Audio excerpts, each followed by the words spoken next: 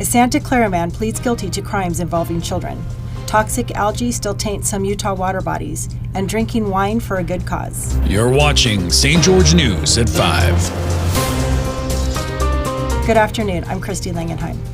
A 64-year-old Santa Clara man, Craig Stephen Niebecker, pled guilty to 3 first-degree felony charges. He admitted to abusing multiple children for over 2 decades. The initial case began in 2022, and his confession came out at a recent resolution hearing. Niebecker's sentencing is scheduled for November 14th. Early on Sunday morning, a rollover crash on Old Highway 91 near Ivins involved 3 people. The car rolled approximately 50 feet down an embankment and stopped on the driver's side of the vehicle. 1 person was ejected from the vehicle and is in critical condition. Another needed to be extricated from the car, and a 3rd has minor injuries. This year's duck hunting season is here, and it's important to stay safe as over 20 Utah bodies of water are still being plagued by toxic algae. Maury Kessler has more on the story.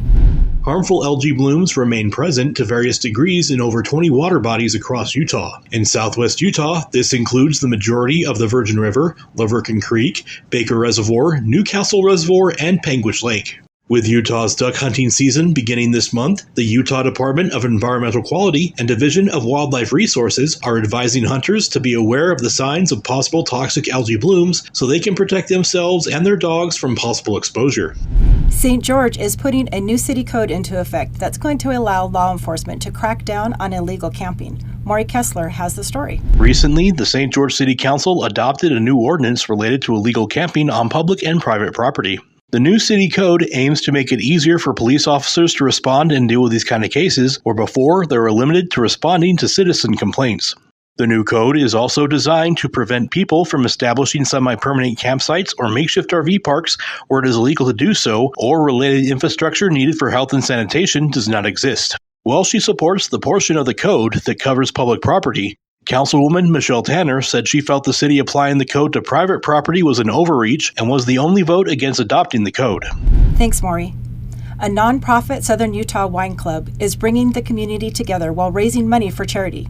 Jesse Bang has the story. Kit and Phil Loomis are the founders of the St. George Wine Club, which was turned over to Marianne and Doug Hamilton. They turned the wine club into a nonprofit organization, the Southern Utah Wine Guild, 9 years ago. The Southern Utah Wine Guild is a really terrific resource for our community in that it connects people who share a common love of wine and typically good food.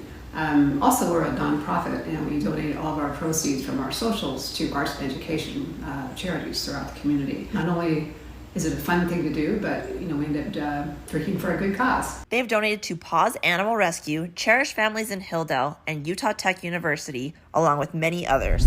There's a lot to catch up on over the past week for local sports, so I'm going to send it over to Cannon for this past week's sports breakdown.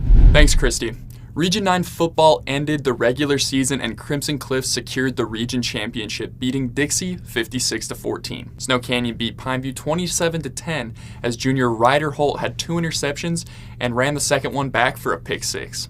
And Desert Hills beat Cedar 42-19, leaving the region at a 3-way tie for second place with Snow Canyon, Dixie, and Desert Hills with a 4-2 record. Utah Tech linebacker Dondi Fuller was named United Athletic Conference Player of the Week for his performance against Stephen F. Austin.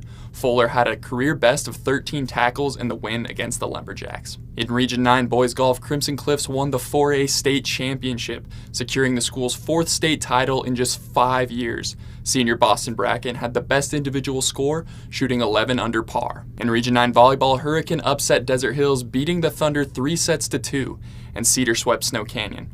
Desert Hills and Cedar sit on top of the region with a 10-1 record and will face head-to-head for the Region 9 title. Now back to you, Christy. Thank you for watching St. George News at 5. I'm Christy Langenheim with St. George News, your #1 source for local news. This has been St. George News at 5.